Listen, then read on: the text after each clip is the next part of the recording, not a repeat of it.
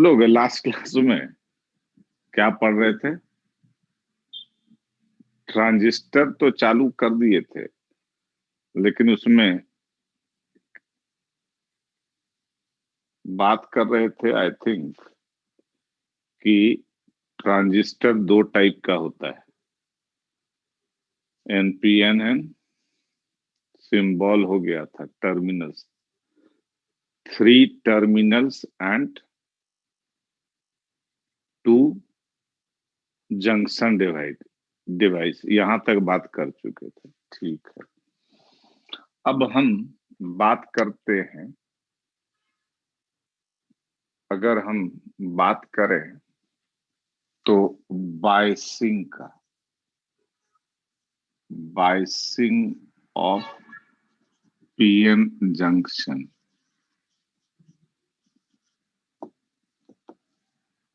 Biasing of PN junction, PN junction नहीं बल्कि transistor कह दीजिए।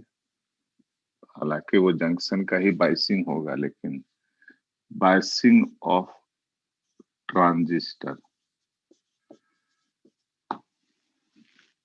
ये बात अपने को पहले से पता है कि पीएन जंक्शन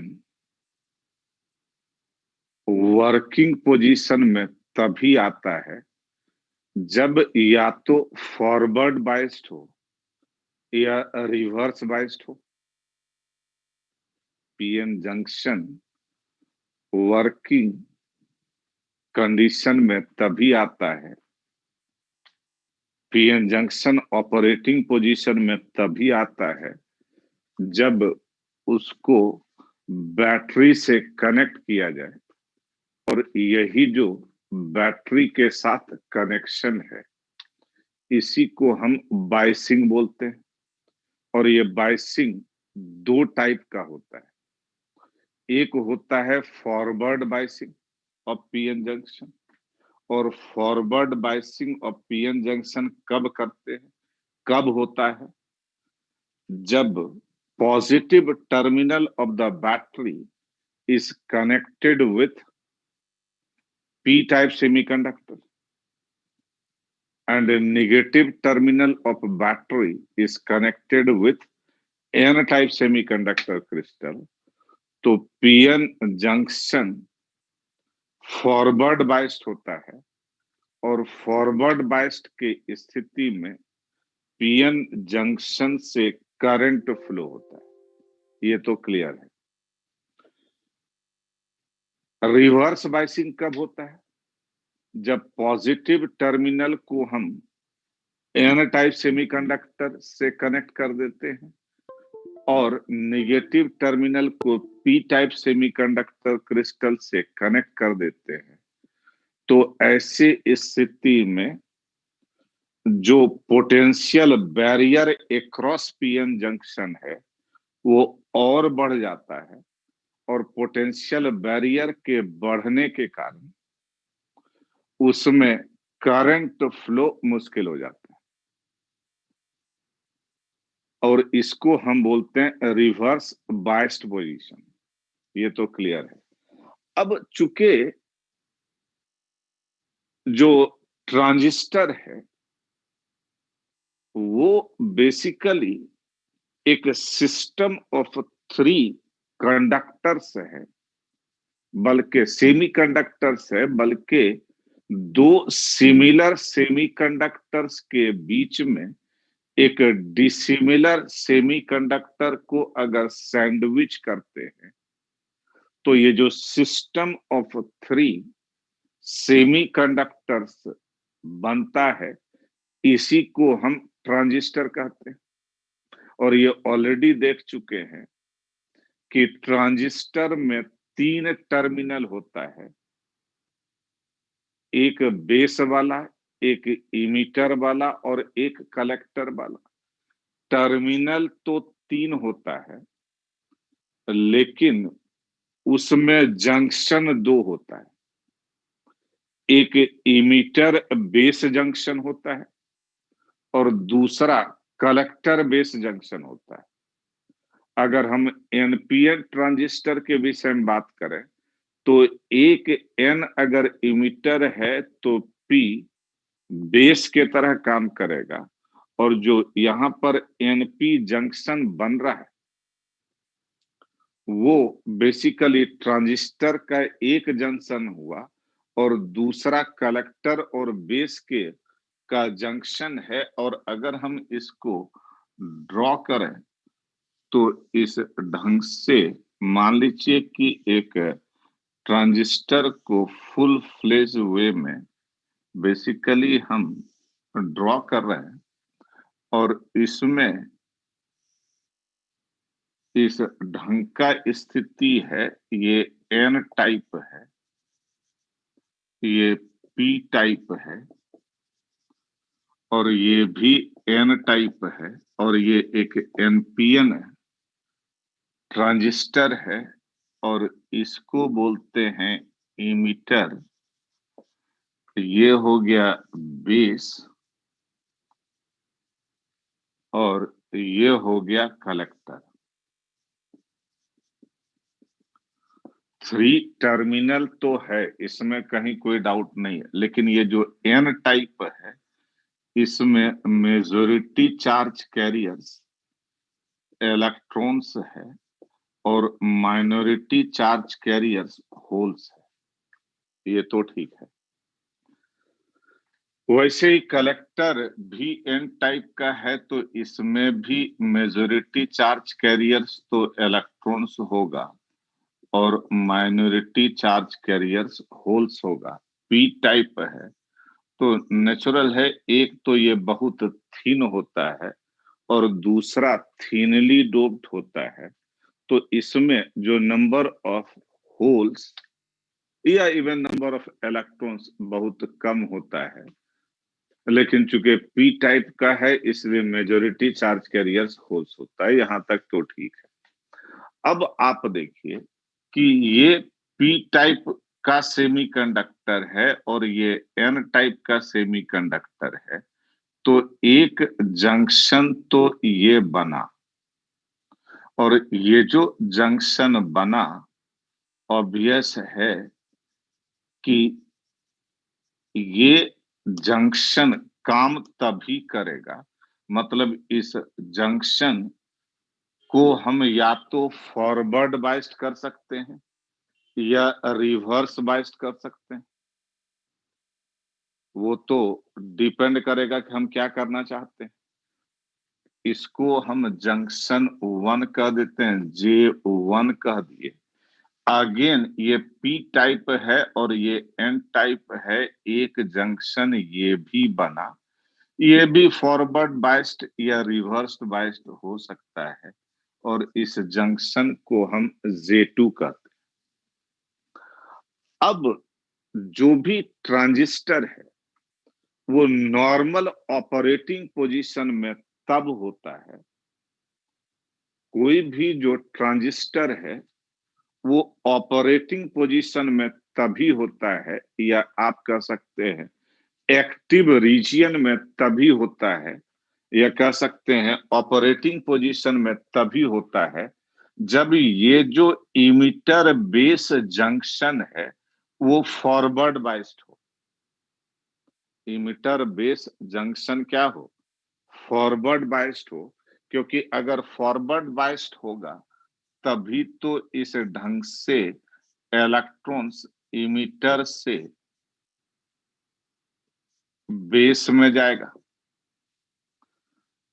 लेकिन नॉर्मल ऑपरेटिंग पोजीशन में आप ऐसे देखिए, इलेक्ट्रॉन्स तो बेस में पहुंच गया, लेकिन ये बेस एक तो थीन है और दूसरा थीनली डोप्ड है, तो नेचुरल है कि ये बेस इस इलेक्ट्रॉन्स को अपने पास इकट्ठा करके नहीं रख पाएगा। ये बेस अपने पास इकट्ठा करके नहीं रख पाएगा, इसको तो बेसिकली इस कलेक्टर में भेजना है। और ऐसे अगर मान लीजिए इसका बाइसिंग नहीं किए हैं, तो ये एन है ये पी है, तो इस side basically positive charge develop होगा और इधर इसमें निगेटिव चार्ज डेवलप होगा। तो नेचुरल है कि ये बैरियर के तरह काम करेगा। लेकिन एक चीज आप देखिए कि ये तो चलिए बैरियर के तरह काम कर रहा है, लेकिन इसके कारण जो इलेक्ट्रिक फील्ड है, वो इलेक्ट्रिक फील्ड तो एन से पी के तरफ डायरेक्टेड है। ध्यान दीजिएगा, इलेक्ट्रिक फील्ड किधर से किधर डायरेक्टेड है? एन से पी तक डायरेक्टेड है। तो ये इलेक्ट्रिक फील्ड जब स्ट्रांग होगा, तो इसमें जो इलेक्ट्रॉन्स बेस में पहुंचा है, उस इलेक्ट्रॉन को खींच खींच करके इस जंक्शन 2 को क्रॉस कराएगा। क्योंकि अगर आप इसको फॉरवर्ड बायस्ड कर दिए, तो नेचुरल है कि ये पॉजिटिव चार्ज खत्म हो जाएगा, ये बहुत कम हो जाएगा। तो उस कंडीशन में इलेक्ट्रॉन को तो बेसिकली रिपेल करेगा, या खींच करके इधर नहीं ला पाएगा। खींच करके कब ला पाएगा? जब ये पॉजिटिव चार्ज और बढ़े और ये निगेटिव चार्ज पी टाइप वाला और बढ़े। तो ऐसे स्थिति में जो इलेक्ट्रिक फील्ड यहाँ पर डेवलप होगा, वो इलेक्ट्रिक फील्ड राइट से लेफ्ट के तरफ होगा। और जब राइट से लेफ्ट के तरफ इलेक्ट्रिक फोर्स होगा, तो इलेक्ट्रिक फील्ड होगा, तो इलेक्ट्रॉन पर इलेक्ट्रिक फोर्स लेफ्ट से राइट लगेगा। तभी तो ये इलेक्ट्रॉन्स इस ढंग से जो बेस में है, वो खिंचा करके कलेक्टर में जाएगा। यहां तक ये पॉइंट क्लियर है? नहीं क्लियर है? हाँ या ना? हाँ, ठीक है। लेकिन बात आप देखिए कि ये इलेक्ट्रॉन खिंचा करके इस बेस से कलेक्टर में कब जा रहा है? जब इलेक्ट्रिक फील्ड इधर के तरफ हो और इलेक्ट्रिक फील्ड राइट से लेफ्ट के तरफ हो। बल्कि जितना स्ट्रॉन्ग इलेक्ट्रिक फील्ड होगा, उतना ही इजिली इस बेस में जो इलेक्ट्रॉन्स मौजूद है, उसको खींच खींच करके कलेक्टर में लाएगा। मतलब कि ये जो पॉजिटिव चार्ज है वो और बढ़े, ये निगेटिव चार्ज और बढ़े, इसके लिए जरूरी ये है कि भाई ये जो जंक्शन 2 है, ये जंक्शन 2 किसके किसके बीच है?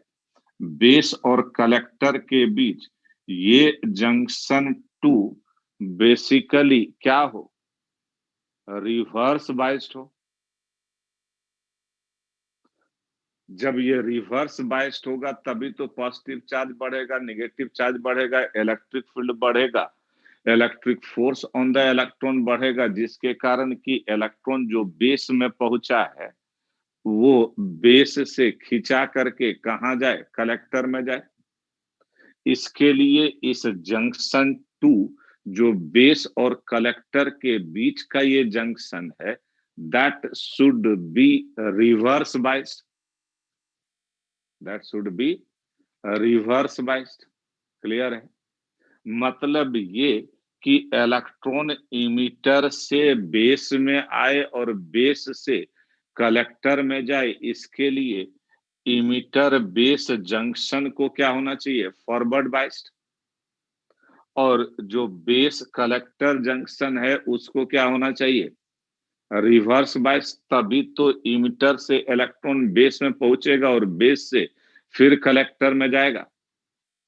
अगर मान लीजिए कि ये इमीटर बेस जंक्शन अगर फॉरवर्ड बाइस्ड नहीं हुआ, अगर मान लीजिए ये भी रिवर्स बाइस्ड हो गया, तो आप इसमें आप देखिए कि यहाँ पर पॉजिटिव चार्ज, एन टाइप में पॉजिटिव चार्ज डेवलप होता है जब जब पोटेंशियल बैरियर क्रिएट होता है, और उसके कारण इलेक्ट्रिक फील्ड इधर के तरफ है। इधर के तरफ, राइट से लेफ्ट। तो कोई इलेक्ट्रॉन अगर इस जंक्शन को क्रॉस करना चाहेगा, और मान लीजिए कि इसको हम रिवर्स बाइस कर दिए, मतलब इसको और पॉजिटिव चार्ज बढ़ा दिए, इसका और निगेटिव चार्ज अगर बढ़ा दिए, तो ऐसे स्थिति में इलेक्ट्रिक फील्ड राइट से लेफ्ट होगा, तो इलेक्ट्रॉन पर फोर्स राइट से लेफ्ट के तरफ लगेगा। तो किसी इलेक्ट्रॉन को ये जंक्शन तो क्रॉस करने ही नहीं देगा। और जब जंक्शन इलेक्ट्रॉन क्रॉस ही नहीं किया, तो बेस में पहुंचेगा नहीं। बेस में जब पहुंचेगा नहीं, तो फिर कलेक्टर में पहुंचेगा नहीं। तो नेचुरल है कि फिर पूरा ट्रांजिस्टर तो ऐसे ही बेकार पड़ जाएगा, कोई करंट वरेंट तो दिखेगा ही नहीं। यह जो नॉर्मल ऑपरेशन होना चाहिए ट्रांजिस्टर का, जिसके लिए हम ट्रांजिस्टर बना रहे हैं, वो तो हो ही नहीं पाएगा। समझ में आ रहा है? मतलब ये है कि इस ट्रांजिस्टर को ऑपरेटिंग पोजीशन में आने के लिए या ऑपरेटिंग पोजीशन में रहने के लिए ये जरूरी है कि जो इमिटर बेस जंक्शन है, जो इमिटर बेस जंक्शन है, that should be forward biased, और जो बेस कलेक्टर जंक्शन है, that should be reversed biased. तभी ये जो बेसिकली तभी ये बेसिकली ऑपरेटिंग पोजीशन में आएगा। इसीलिए इस बात को आप याद रखिए, हर जगह पर जरूरत पड़ेगा।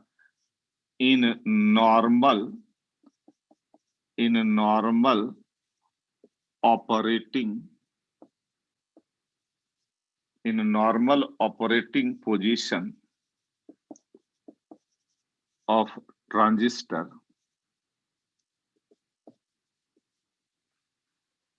the emitter base junction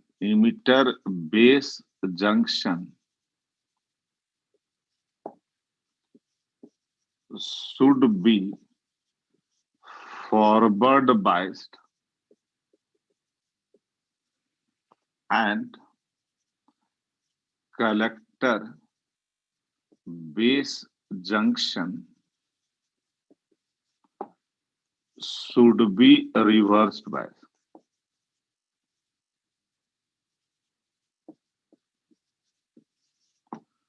मतलब कि इमिटर बेस जंक्शन को फॉरवर्ड बाइस्ड होना चाहिए और कलेक्टर बेस जंक्शन को रिवर्स बाइस्ड होना चाहिए, तभी ये ट्रांजिस्टर वर्किंग कंडीशन में होगा।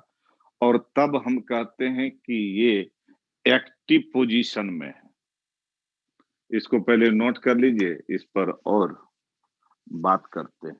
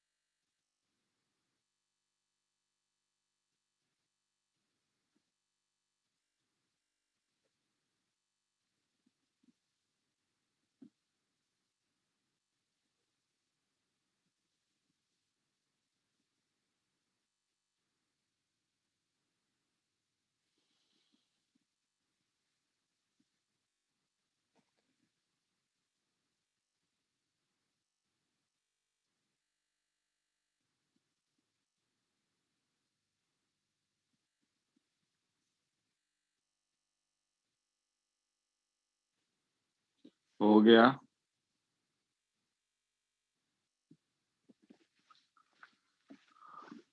हो गया ना।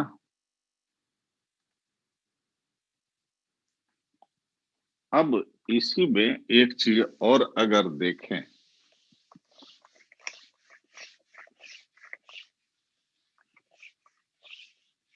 तो मान लीजिए कि हम एक ट्रांजिस्टर, इसको मान लिए कि ये एक ट्रांजिस्टर है और ये ट्रांजिस्टर वर्किंग पोजीशन में है। ट्रांजिस्टर अगर वर्किंग पोजीशन में है, ऑपरेटिंग पोजीशन में है, तो इसका मतलब क्या हुआ कि भाई इस ट्रांजिस्टर में हम कुछ इनपुट दिए और फिर इससे आउटपुट निकल रहा है। ये तो बेसिक बात है। तो नेचुरल है कि इनपुट दिए, तो इनपुट अगर हम दें तो यहां पर मान लीजिए ये इनपुट दिए हैं, तो इस ढंग से यहां पर हम इनपुट सप्लाई किए हैं और आउटपुट मिले, मतलब कि यहां पर आउटपुट मिल रहा है। तो एक चीज देख रहे हैं हम कि ट्रांजिस्टर ऑपरेटिंग पोजीशन में जब है तो इस ट्रांजिस्टर के पास तो 4 टर्मिनल होना चाहिए। अरे भाई यहां देखो ना, इनपुट देने के लिए अगर यहां पर मान लीजिए कोई भी बैटरी आप कनेक्ट करते हैं या कुछ और कनेक्ट करते हैं, तो ऐसे कनेक्ट कीजिएगा ना, तभी तो साइकिल कंप्लीट होगा। या आउटपुट लेने के लिए यहां पर भी तो कुछ ऐसा डिवाइस होना चाहिए जो ऐसे होगा, तभी तो साइकिल कंप्लीट होगा। मतलब कि ट्रांजिस्टर जब वर्किंग पोजीशन में होगा तो एक्चुअली इसके पास 4 टर्मिनल होना चाहिए, लेकिन हम जानते हैं कि ट्रांजिस्टर के पास तो 3 ही टर्मिनल होता है। ट्रांजिस्टर के पास चूंकि 3 ही टर्मिनल होता है, लेकिन हमको चाहिए 4 टर्मिनल, तो इसका मतलब ये हुआ कि किसी एक टर्मिनल को कॉमन बनाना पड़ेगा, इनपुट के लिए भी और आउटपुट के लिए भी। तभी तो 2 इनपुट में हमको दिखेगा और 2 आउटपुट में दिखेगा, तभी तो ट्रांजिस्टर नॉर्मल ऑपरेटिंग पोजीशन में होगा। मतलब ये कि ट्रांजिस्टर नॉर्मल ऑपरेटिंग पोजीशन में तब होगा जब तीनों में से किसी एक को, या तो इमिटर को या बेस को या कलेक्टर को, तीनों में से किसी एक को हम कॉमन टर्मिनल लेके चलें। कॉमन टर्मिनल लेने का मतलब है कि वो इनपुट के साथ भी उसको कनेक्ट कर सकते हैं और साइमल्टेनियसली आउटपुट के साथ भी उसको कनेक्ट करते हैं। और इसी के आधार पर बेसिकली आप कह सकते हैं, एक सेंटेंस यहां लिख देते हैं कि for the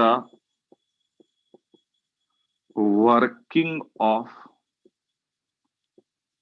transistor we require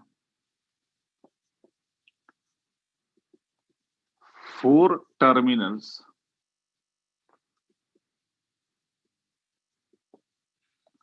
hence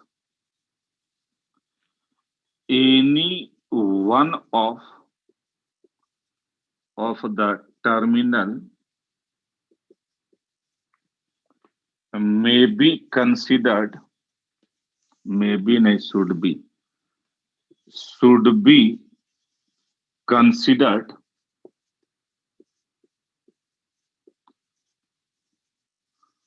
as common for both input and output circuit. अब कॉमन किसको बनाना है ये तो आपके इच्छा पर डिपेंड करता है, और इसके आधार पर आप कह सकते हैं कि हम यहाँ पर कॉमन बनाते हुए ऑपरेटिंग पोजीशन में ट्रांजिस्टर को लाने के लिए 3 काम कर सकते हैं। एक तो हम बेस को कॉमन बना दें, तो अरेंजमेंट कुछ होगा ट्रांजिस्टर का, इनपुट का, आउटपुट का। दूसरा, इमीटर को हम कॉमन कर दें तो अरेंजमेंट अलग होगा। कलेक्टर को कॉमन कर दें तो अरेंजमेंट अलग होगा, तभी ऑपरेटिंग पोजीशन में होगा। और जब भी ऑपरेटिंग पोजीशन में ट्रांजिस्टर होगा तो एक बात अपने को दिमाग में रखना है कि emitter base junction should be forward biased and collector base junction should be reverse biased.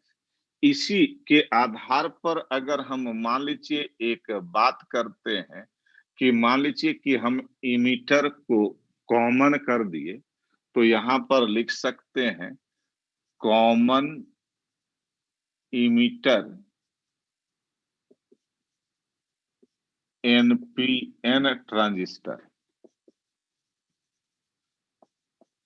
और अगर हम इसके सर्किट डायग्राम को देखें कि अगर हम एनपीएन ट्रांजिस्टर में इमीटर को कॉमन करते हैं तो आखिर सर्किट डायग्राम किस ढंग का होगा। तो ये ट्रांजिस्टर है, इसमें एक तो कलेक्टर है और दूसरा इमीटर है और तीसरा बेस है। बेस तो बीच में होता है। हम इस दोनों में किसको इमीटर कहेंगे? जिस पर एरो देते हैं, जिस पर एरो देते हैं। और चूंकि एनपीएन ट्रांजिस्टर को लेकर के बात कर रहे हैं तो एनपीएन ट्रांजिस्टर में एरो बाहर के तरफ और पीएनपी ट्रांजिस्टर में एरो अंदर के तरफ होता है। ये तो क्लियर है। ये है एनपीएन ट्रांजिस्टर। अब बात एक चीज ये है कि इमीटर कॉमन होना चाहिए, ठीक है, इसमें कहीं दिक्कत नहीं। ये तो हमारा बेस है और ये बात भी पता है कॉमन वाला जो होता है वो उसको कुछ जगह पर अर्थ कहता है कि भाई अर्थ कर दिया गया, अगर नहीं भी करते हैं तो उसका मतलब यही होता है।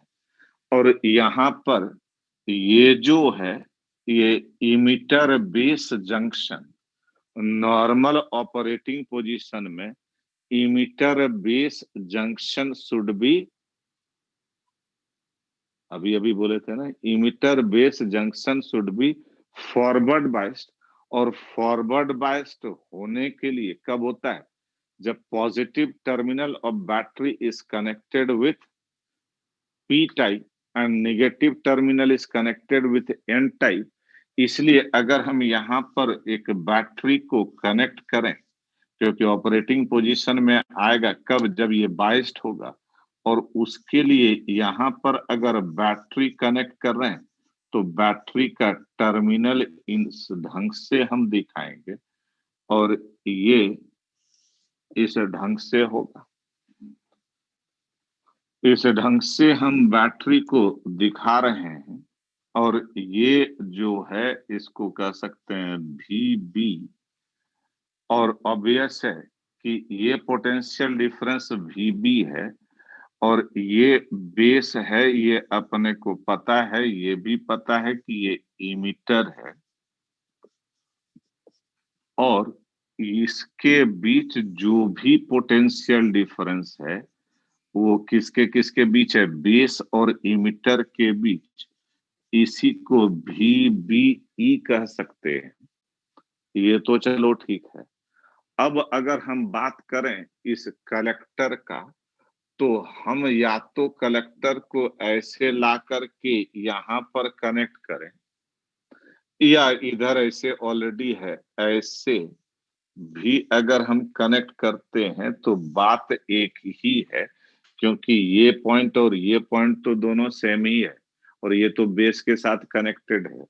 इसलिए ऐसे भी कनेक्ट करते हैं तो कोई दिक्कत नहीं है। लेकिन ये बात हमको पता है कि collector base junction should be reverse biased. और रिवर्स बाइस्ड कब होता है? जब positive terminal of battery is connected with N type. इसलिए यहाँ पर ये एन टाइप है, क्योंकि कलेक्टर है, कलेक्टर जो है एन टाइप है, क्योंकि एनपीएन ट्रांजिस्टर है। और एन टाइप को अगर हम पॉजिटिव टर्मिनल से कनेक्ट करेंगे तो ये हो गया वीसी, और ऑब्वियस है कि ये रिवर्स बाइस्ड पोजीशन में होगा। और यहाँ पर इसके बीच जो ये पोटेंशियल डिफरेंस है, this is V C B, collector base junction के बीच पोटेंशियल डिफरेंस। और ये जो है, this is the potential difference between V C E. और इस ढंग से अगर हम अरेंजमेंट को दिखाते हैं तो इसी को हम क्या बोलते हैं? कॉमन इमिटर एनपीएन ट्रांजिस्टर इन ऑपरेटिंग पोजीशन। अब बात एक चीज ये है कि अगर हम करंट दिखाएं तो इस ढंग से ये आई ई है, यहाँ पर ये आई बी है। ये ऐसा ही क्यों है, इस पर अभी बात करेंगे थोड़ी देर में। तो I C plus I B equal to I E, सही है। लेकिन ये इसमें कॉमन कौन है? इमिटर। इसको पहले नोट कर लीजिए, थोड़ा और बात करते हैं।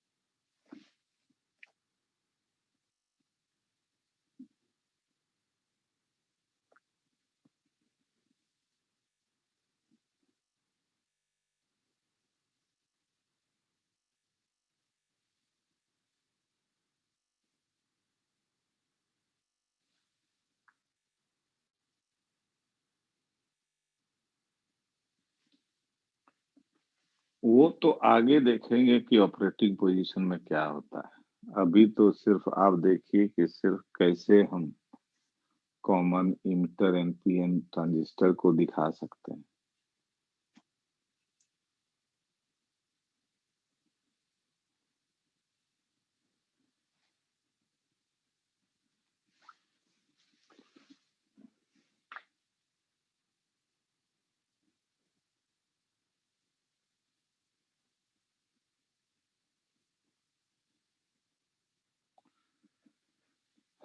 ये एनपीएन ट्रांजिस्टर है, ये वीसीबी यहाँ से यहाँ है बेस, और कलेक्टर के बीच का पोटेंशियल है बेस है।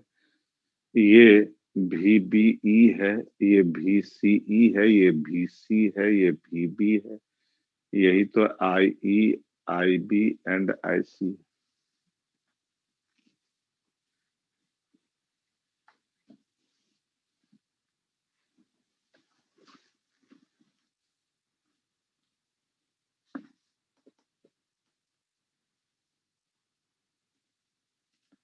हो गया। अब हम बात करते हैं कॉमन बेस एनपीएन ट्रांजिस्टर।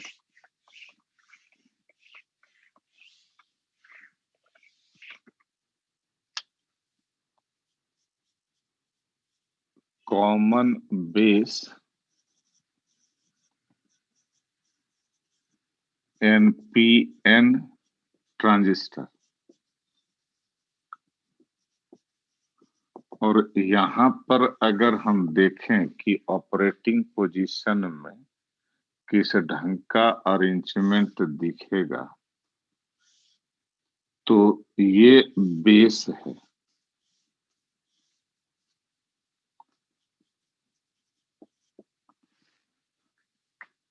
इसको हम कह देते हैं कलेक्टर,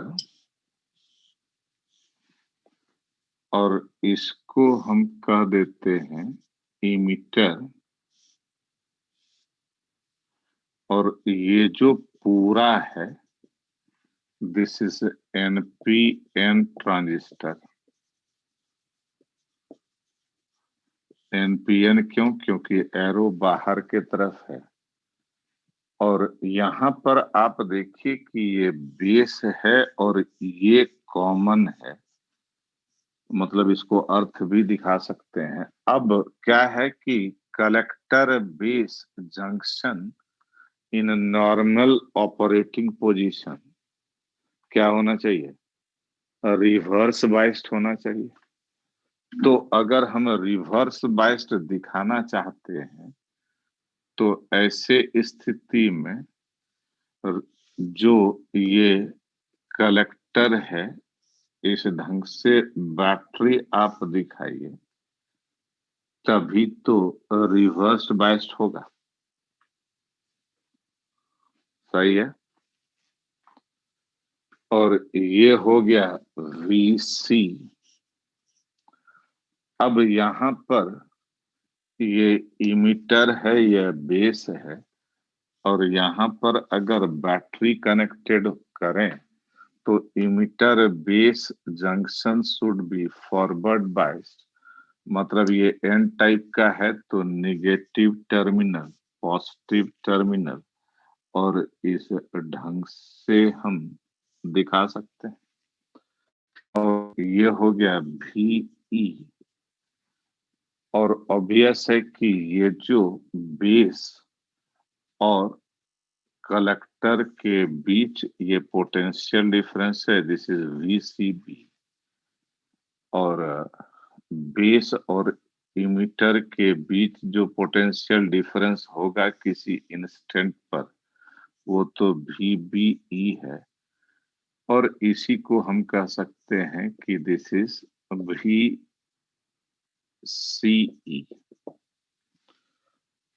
और ऑब्वियस है कि ये कॉमन बेस में इस ढंग से सर्किट को हम ड्रॉ कर सकते हैं। एक और है that is common collector,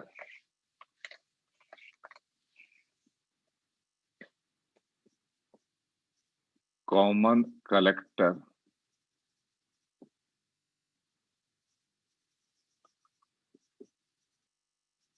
NPN transistor,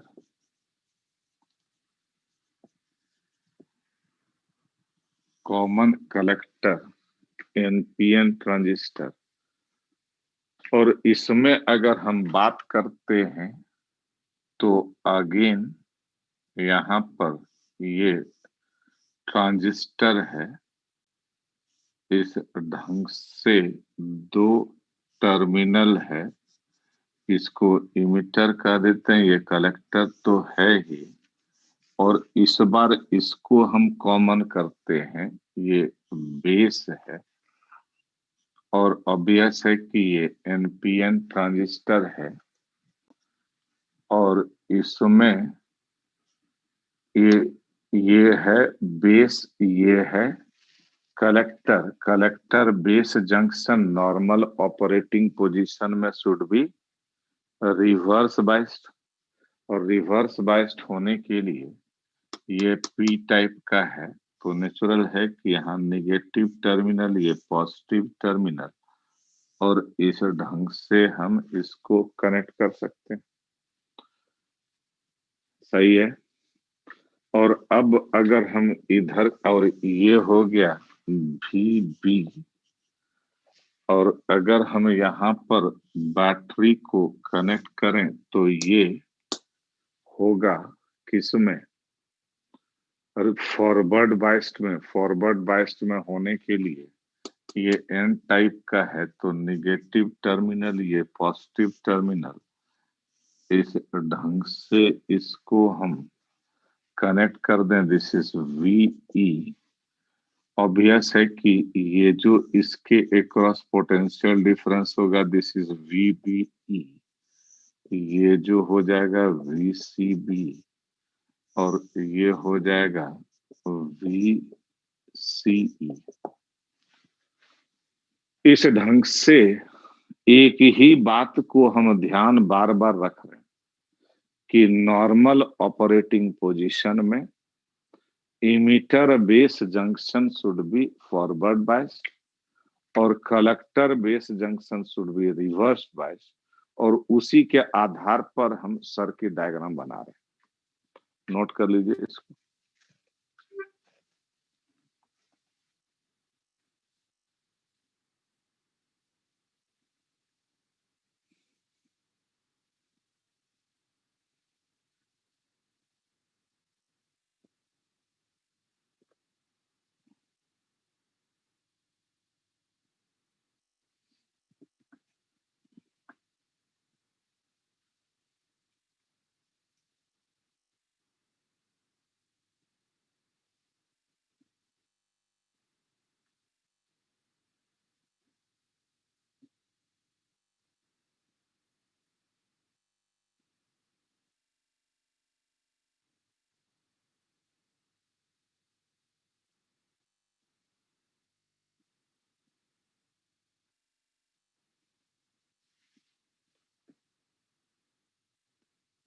उस पर बात करेंगे अभी, करंट का, वो कहीं पर भी दिखा सकते हैं।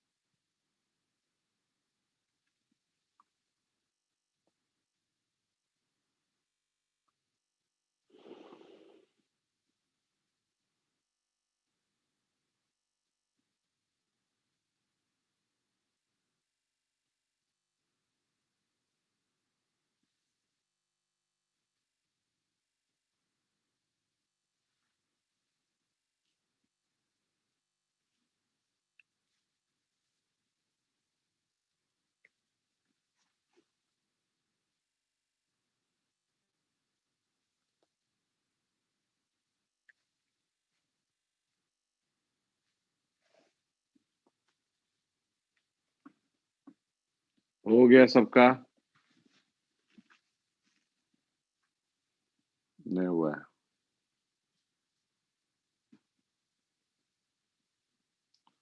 हो गया ना?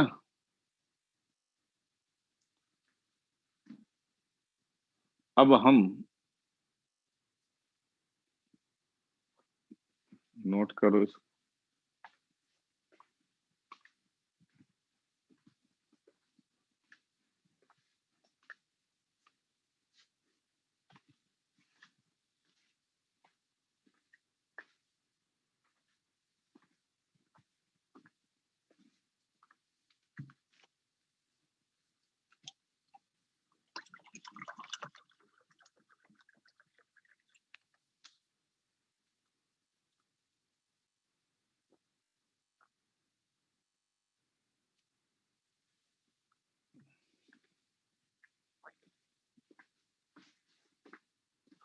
अब हम बात करते हैं वर्किंग ऑफ ट्रांजिस्टर।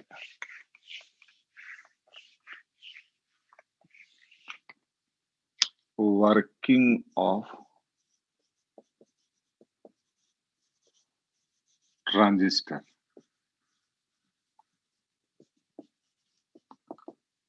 और इसमें मान लीजिए कि हम एक एनपीएन ट्रांजिस्टर का बात करते हैं, इस ढंग से है। और इस एनपीएन ट्रांजिस्टर में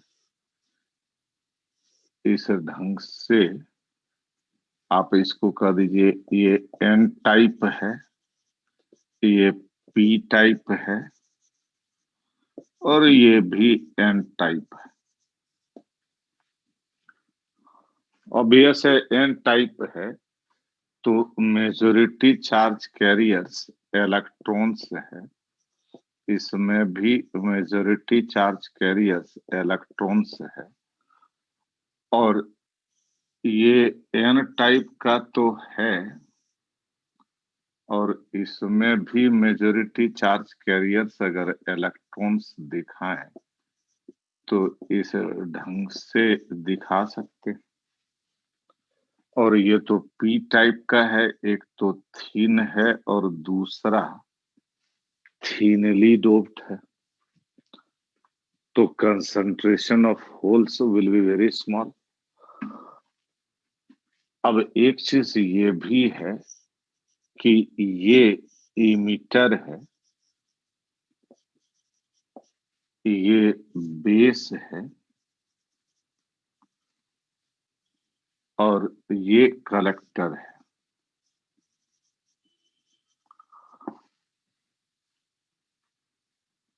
इमीटर के विषय में अपने को पता है कि इमीटर इज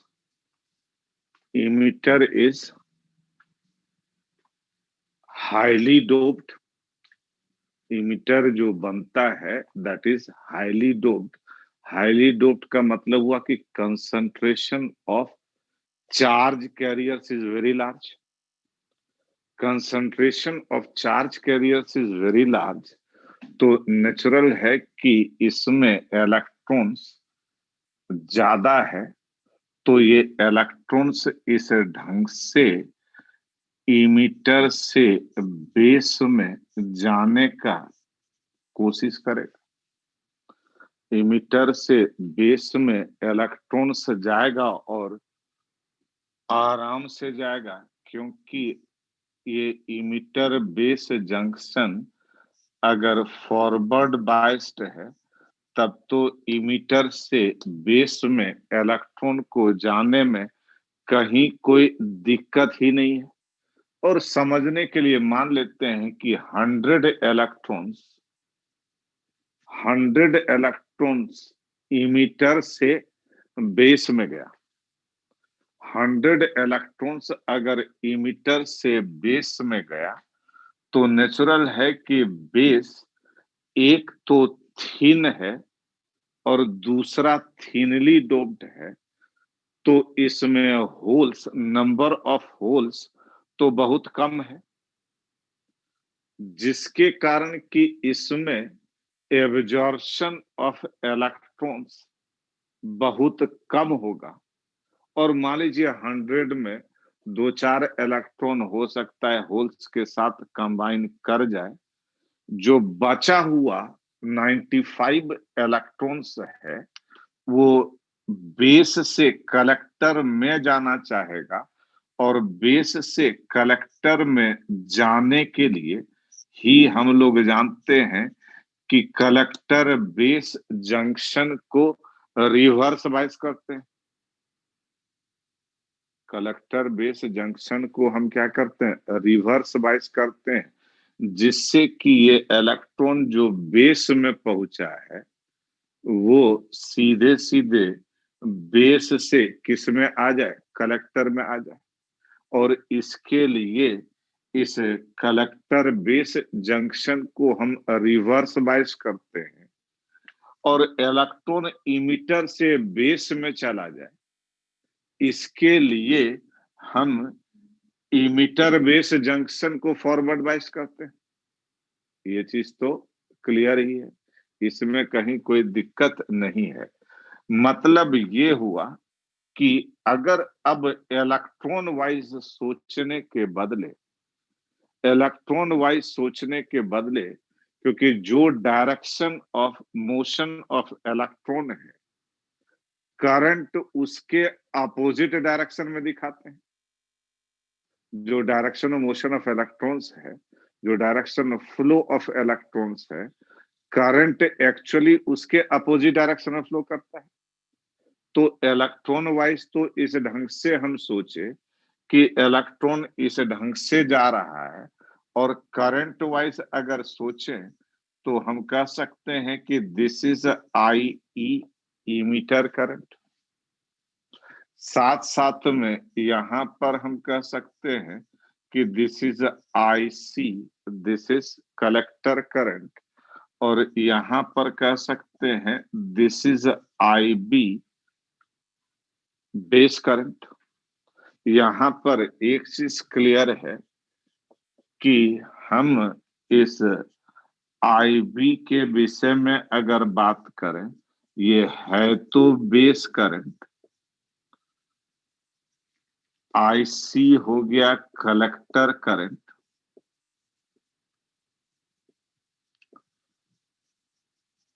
और आई ई हो गया इमीटर करंट, इमीटर करंट। एक चीज और ये भी देखे हम कि 100 इलेक्ट्रॉन्स इमीटर से बेस में गया, और बेस में दो चार इलेक्ट्रॉन होल्स के साथ कंबाइन किया, और बचा हुआ जो 95 इलेक्ट्रॉन्स है वो कहां पर पहुंच गया, कलेक्टर में पहुंच गया। तो इसी का उल्टा अगर रिवर्स वे में हम सोचें तो आप कह सकते हैं कि जो करंट का वैल्यू सबसे ज्यादा होगा वो किसका होगा, आई ई होगा, इमीटर का होगा। सही है। उससे कम किसका होगा, कलेक्टर का होगा। और सबसे कम किसका होगा, बेस का होगा, क्योंकि एक तो बेस थीन है और दूसरा थीनली डोप्ड है। तो इसमें नंबर ऑफ होल्स बेस में चूंकि बहुत कम होता है, तो इलेक्ट्रॉन्स का होल्स के साथ कॉम्बिनेशन बहुत कम हो पाएगा, जिसके कारण बेस करंट हमको बहुत कम ऑब्जर्व होगा। और एक चीज और हमको दिख रहा है कि इसमें अगर हम बात करें कि जो base current plus collector current है that is equal to emitter current, और ये हमेशा यही होगा कि जो इमीटर करंट है that is equal to the sum of base current and collector current. इसीलिए तो इमीटर करंट का वैल्यू कलेक्टर करंट से ज्यादा होता है, और collector current is greater than base current. और इससे एक चीज और अगर हम कहें कि अगर इसी को अगर डीसी करंट इस ढंग से सप्लाई हो रहा है तो ठीक है, लेकिन अगर हम सिग्नल वाइज सोचें या एसी करंट वाइज सोचें तो चेंज के हिसाब से सोच सकते हैं, change in emitter current equal to change in base current plus change in collector current. जो इमिटर करंट में चेंज इन करंट होगा that is equal to the sum of change in base current plus sum of plus change in collector current. अब इसी में एक term define होता है और वो टर्म है अल्फा एंड बीटा का। अगर हम यहाँ पर बात करते हैं कि ये बात क्लियर है कि कलेक्टर करंट का वैल्यू इमीटर करंट के रिस्पेक्ट में कम होता है, तो आखिर किस फैक्टर से कलेक्टर करंट और इमीटर करंट एक दूसरे से एसोसिएटेड होता है, that is denoted by alpha and alpha is E, या इसी को delta I C by delta I E. और ये बात आपको क्लियर है कि अल्फा का वैल्यू चाहे जो भी हो, अल्फा का वैल्यू हमेशा एक से तो कम ही होगा। अल्फा का वैल्यू चाहे जो भी हो, लेकिन अल्फा का वैल्यू हमेशा एक से कम होगा। और एक टर्म और डिफाइन होता है, दैट इज, इसको बोलते हैं करंट एम्प्लीफिकेशन फैक्टर। ये एम्प्लीफिकेशन फैक्टर इसको क्यों कहते हैं इस पर तो आगे बात करेंगे, लेकिन आप सिंपल वे में सोचिए कि एक कांस्टेंट बीटा है and this beta equal to I C upon I B, या इसी को कह सकते हैं delta I C upon delta I B. और ऑब्वियस है कि डेल्टा आई सी का वैल्यू डेल्टा आई बी से चूंकि बहुत ज्यादा होता है, तो नेचुरल है कि बीटा इस कह सकते हैं कि beta is greater then one. और ये 50 से ऊपर ही होता है, क्योंकि बेस करंट चूंकि बहुत कम होता है, इसीलिए आई सी अपॉन आई बी का जो रेशियो होता है दैट इज ग्रेटर देन 50, ये 70, 80, 90, 100 भी हो सकता है। क्लियर है? ओके, नोट कर लीजिए।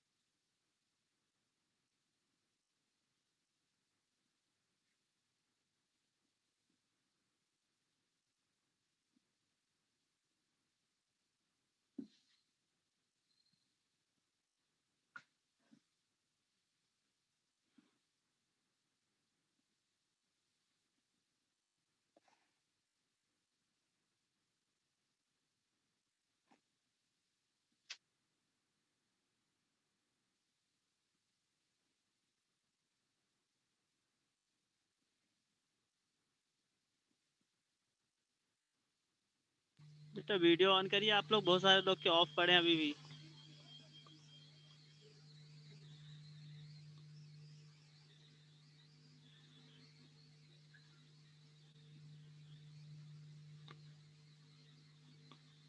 जल्दी ऑन करो, नहीं क्लास से बाहर कर रहा हूँ फिर।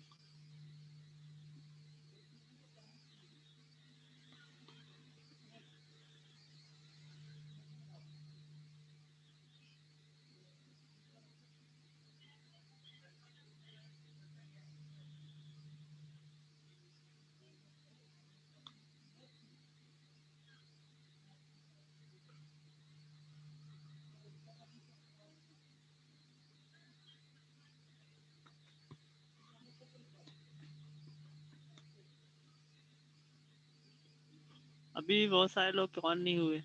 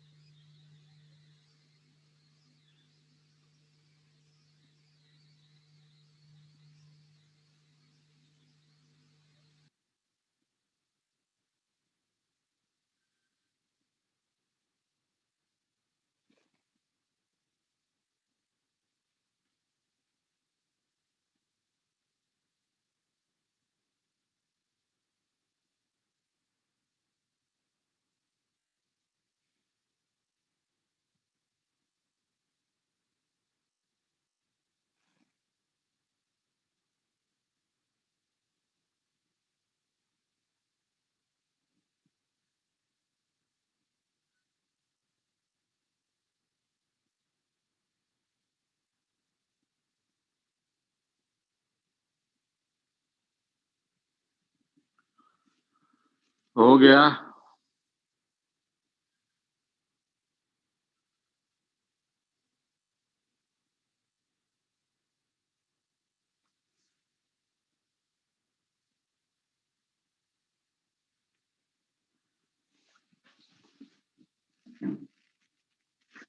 थर्ड पॉइंट, अरे भाई इधर से करंट गया, इधर से करंट गया, इधर से करंट निकला, तो इस दोनों करंट का जो सम है that is equal to I ई। तो आई ई तो सबसे ज्यादा होगा। बेस करंट में नंबर